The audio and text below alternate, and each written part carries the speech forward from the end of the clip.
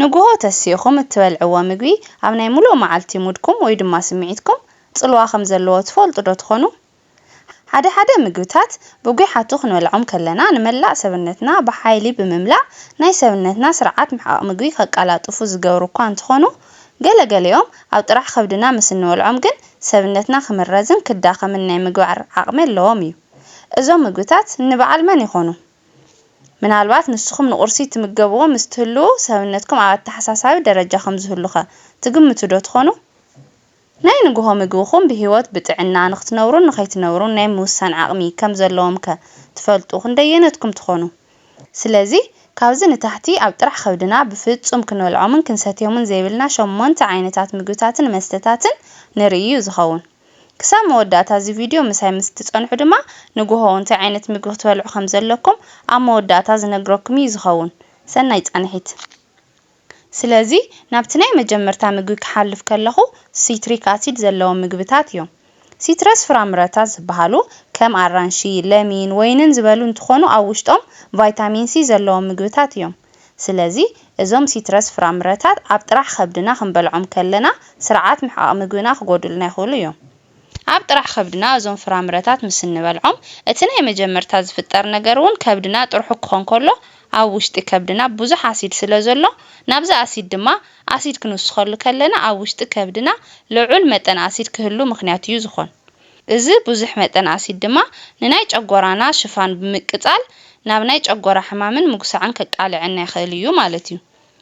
እቲ ካልእ ድማ ናይ ሲትረስ ፍራምረታት ናይ ፍሩክቶዝ መጠን ኣሎ እዩ። ፍሩክቶዝ ብተፈጥሮ ዝርከብ ሽኮር እንትኾን ኣብ ጥራሕ ከብድና ምስ እንበልዖ ኣብ ደምና መጠን ሽኮር ንኽውስኽ ይገብሩ እዮም።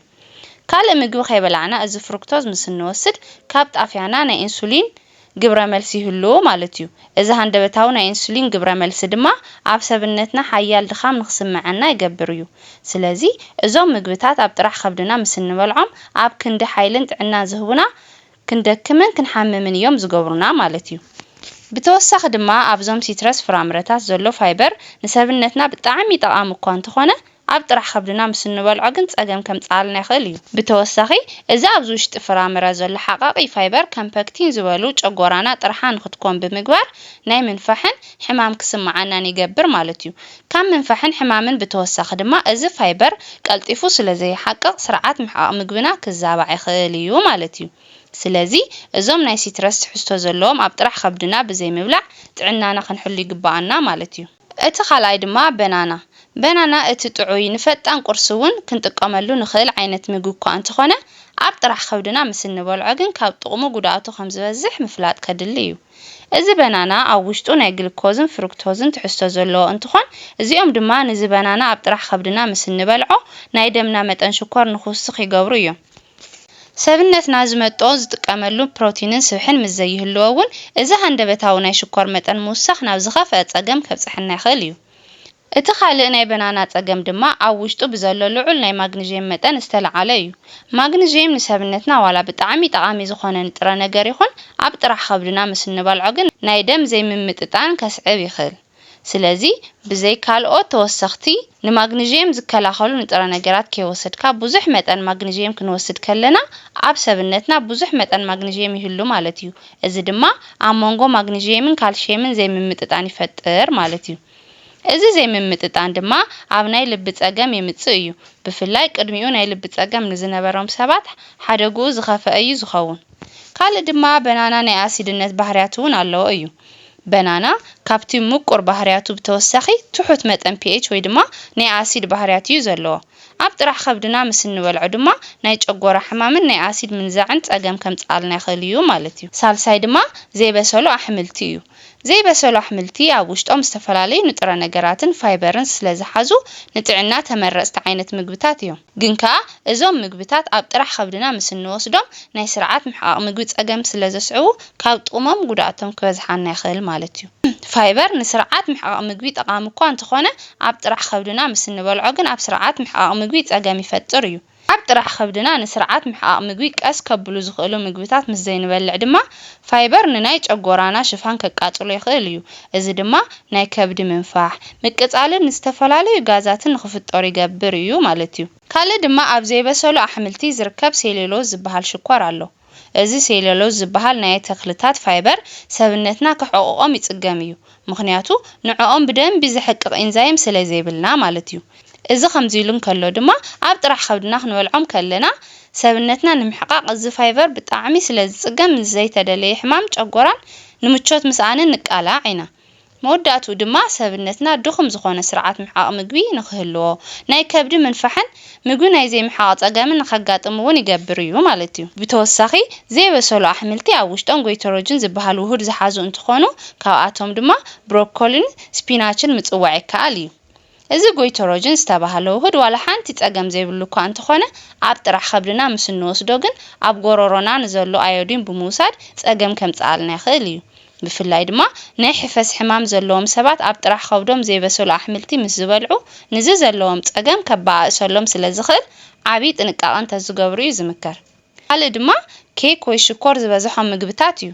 ኣብ ጥራሕ ከብድና ኬክ ምስ እንበልዕ ኣብ ደምና ሃንደበታዊ ዝኾነ ናይ ሽኮር ምውሳኽ ከጋጥም ይኽእል እዩ እዚ ሃንደበታዊ ናይ ሽኮር ምውሳኽ ምስ ዘጋጥም ድማ ጸላም ከብዲ እዚ መጠን ሽኮር ንምምጥጣን ብዙሕ ኢንሱሊን እያ ተመርት እዚ ኩሉ ምስ ዝፍጠር ድማ ኣብ ደምና ልዑል መጠን ሽኮር ንክህሉ ብምግባር ናይ ድኻም ስምዒት ሓራቓትን ቶሎ ቶሎ ንኽንጠምን ይገብረና እዩ ካልእ ድማ ኣብዚ ኬክ ልዑል መጠን ስብሒ ኣሎ እዩ መብዛሕትኦም ኬካት ብስብሒ ብዘይቲ ስለ ዝስርሑ እውን ኣብ ውሽጦም ናይ ዘይሓቅቕ ጠስሚ ትሕዝቶ ኣለዎም እዩ እዞም ስብሕታት ኣብ ጥራሕ ከብድና ክንወስዶም ከለና ድማ ስርዓት ምሕቃቅ ምግብና ብምትእግጓል ኣብ ክንዲ ሓይሊ ዝህቡና ድኻምን ምስልቻውን እዮም ዘቃልዑና እዚ ጥራሕ ኣይኾነን ንናይ ከብዲ መንፋሕትን ምቾት ምስኣንን ጸገም ንኽንቃላዕ እዮም ዝገብሩ ብተወሳኺ ድማ ኣብዚ ኬክ ናይ ንጥረ ነገራት ዋሕደ ኣሎ እዩ ኬካት ብዙሕ ግዜ ካብ ቫይታሚን ፋይበርን ማዕድናትን ነፃ እዮም እዞም ካብ ካሎሪ ነፃ ዝኾኑ ምግብታት ኣብ ጥራሕ ከብድና ምብላዕ ድማ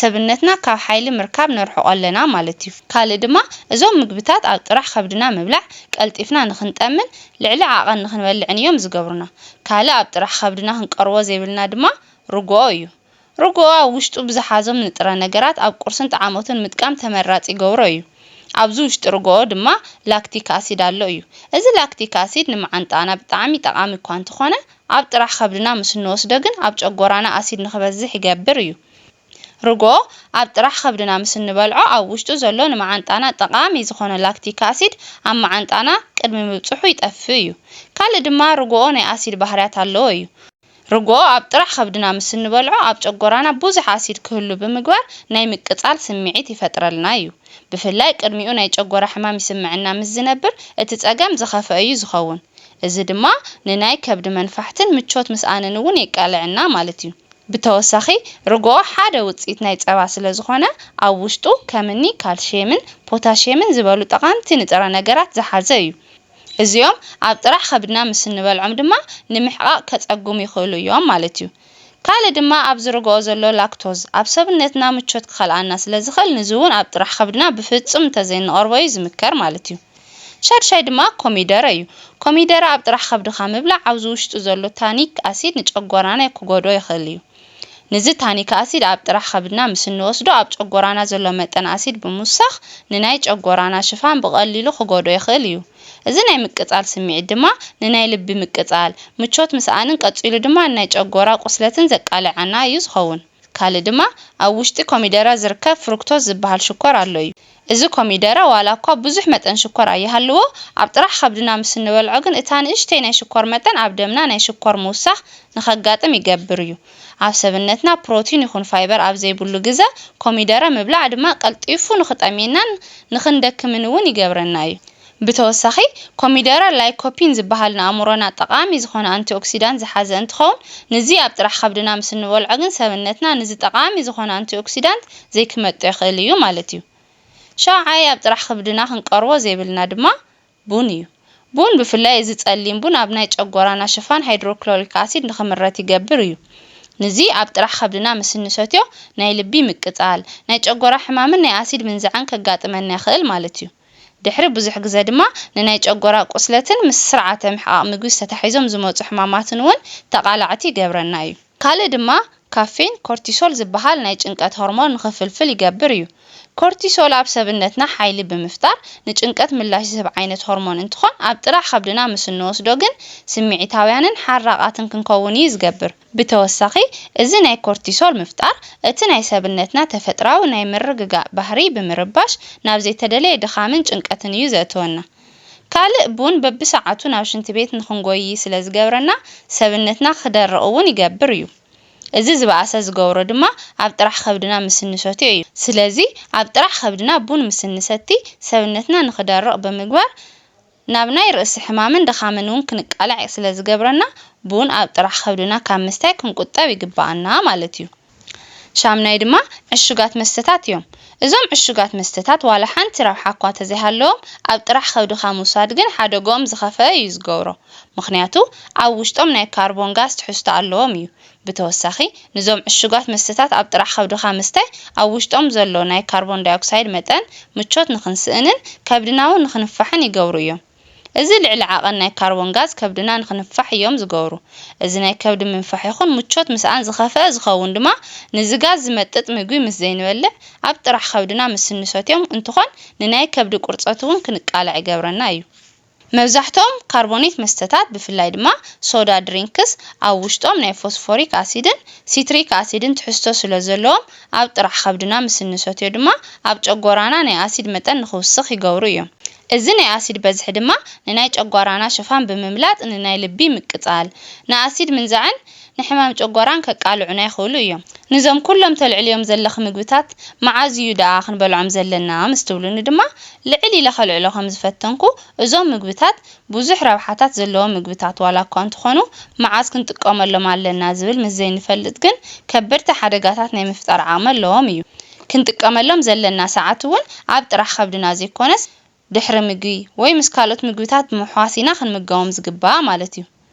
ልስሉስ መስተታት ግን ጥራሕ ከብድና ምስ እንወስዶም እዩ ሓደገኦም ዝኸፍአ ዝኸውን እምበር ድሕሪ ምግቢ እውን ቀለልቲ ዘይበሃሉ ሓደጋታት ስለ ዘለዎም ካብኣቶም ምርሓቕ ግድን ኣድላይ ነገር እዩ ክኸውን